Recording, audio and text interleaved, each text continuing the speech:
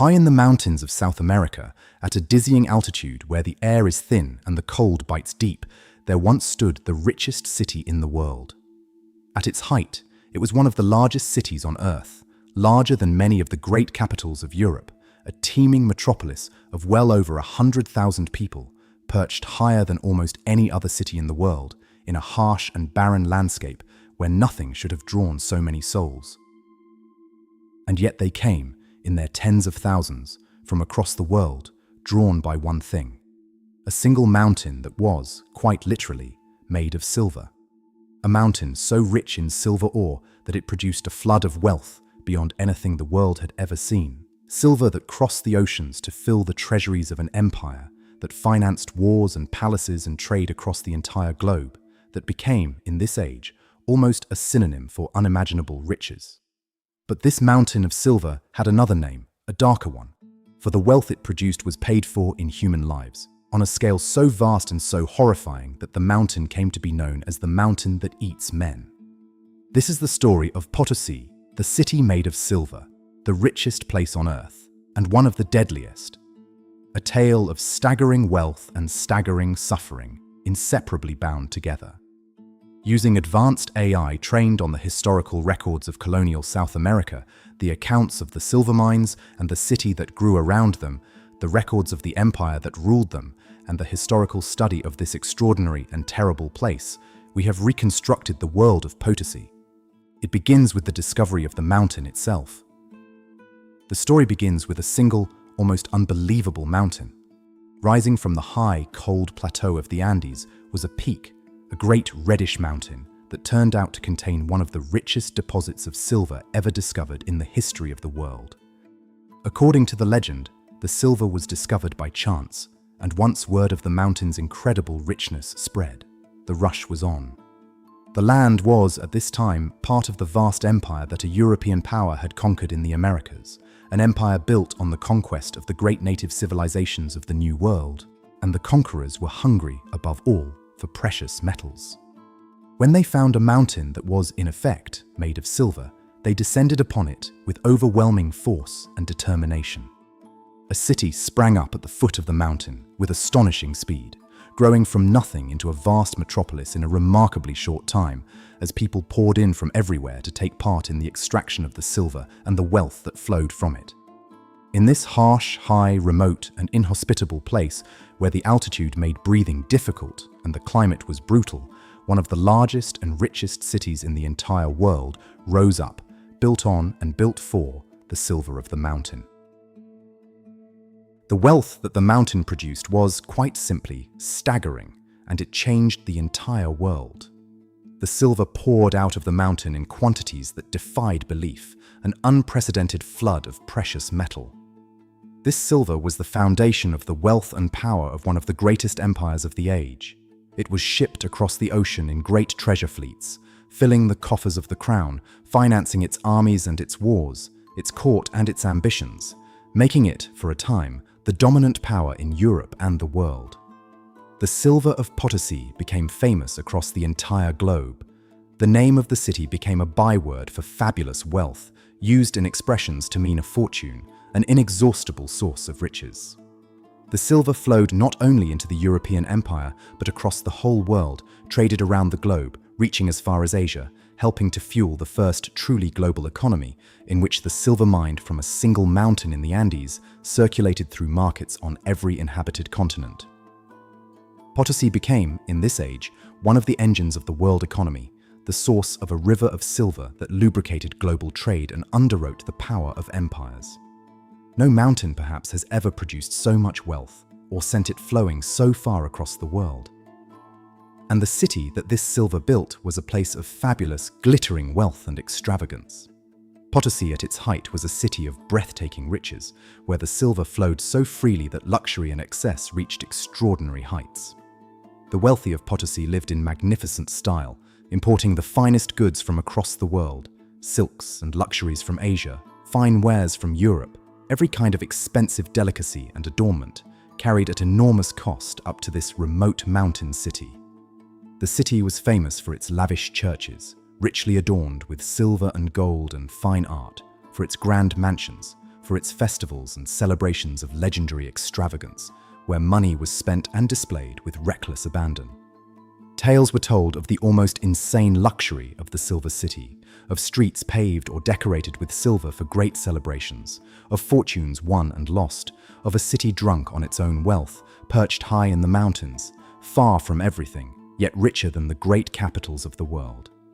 It was a boomtown on a colossal scale, a place where instant fortunes could be made, where the wealth of the mountain created a glittering, gaudy, extravagant civilization in the thin air of the high Andes, one of the wonders and the marvels of its age. But all of this glittering wealth rested upon a foundation of almost unimaginable human suffering. For the silver came at a terrible price, paid by the people forced to dig it out of the mountain.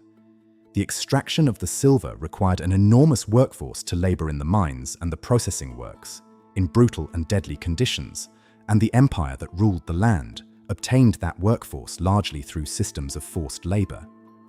The native peoples of the region were conscripted under a system of compulsory labor and forced to work in the mines, drafted from their communities and sent to toil in the mountain, often far from their homes. Enslaved Africans were also brought across the ocean to labor there, and the work was horrific. The miners were sent deep into the mountain, into dark, cramped, dangerous tunnels, to dig out the ore by hand in choking, airless conditions, by the dim light of candles, in constant danger of cave-ins, falls, and accidents. They labored for long, grueling shifts, sometimes remaining underground for extended periods in the freezing, suffocating dark, carrying heavy loads of ore up precarious ladders and passages from the depths of the mine. And the processing of the silver was, if anything, even deadlier, for it came to involve the use of mercury, a deadly poison, to extract the silver from the ore, exposing the workers to toxic fumes and contamination that poisoned and killed them slowly and horribly. The combination of the brutal labor, the deadly accidents, the toxic mercury, the crushing altitude, the cold, the disease, and the sheer relentless exploitation made the mines of Potosi a place of death on a massive scale. The death toll was so vast that it gave the mountain its terrible second name. Over the generations that the mines were worked, an enormous number of people, by many accounts a staggering total reaching into the millions over the long history of the mines, are believed to have perished in the extraction of the silver.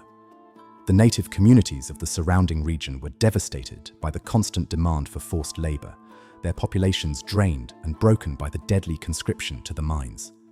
So many died in the mountain and in the poisonous works that processed its ore that the Great Silver Peak became known, with grim and terrible accuracy, as the mountain that eats men, a mountain that devoured human lives in exchange for its silver.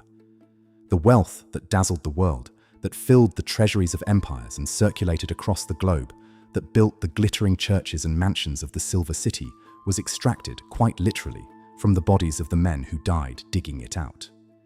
It is one of the starkest and most haunting illustrations in all of history of the dark truth that lies behind so much accumulated wealth, that the riches flowing to the few were paid for, again and again, in the suffering and death of the many, that the silver and the blood were inseparable, two faces of the same terrible coin. And in time, like all such booms, the great Silver City declined.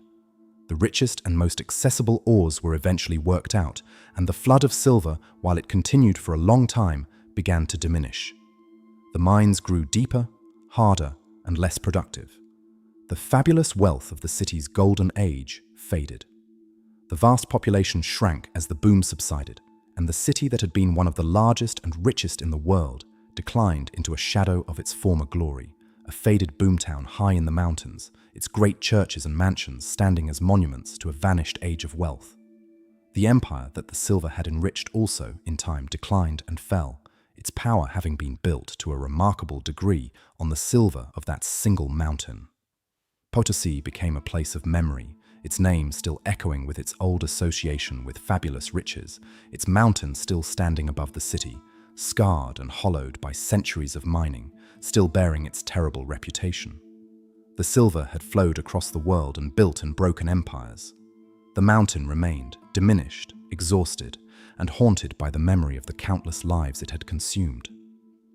That was Potosi, the city made of silver, one of the richest places that has ever existed on the face of the earth, and one of the deadliest. A vast metropolis that rose with astonishing speed in the thin air of the high Andes, larger than the great capitals of Europe, built upon a single mountain so rich in silver that it flooded the entire world with wealth, financed the power of a great empire, became a global byword for riches, and helped to create the first truly global economy. A city of fabulous, glittering, reckless luxury, where the silver flowed so freely that it created a gaudy, extravagant civilization in one of the most remote and inhospitable places on Earth. And a place of almost unimaginable human suffering, where the silver was torn from the mountain by the forced and enslaved labor of countless people, in brutal and poisonous conditions that killed on a massive scale, so that the Great Peak earned its terrible name as the mountain that eats men.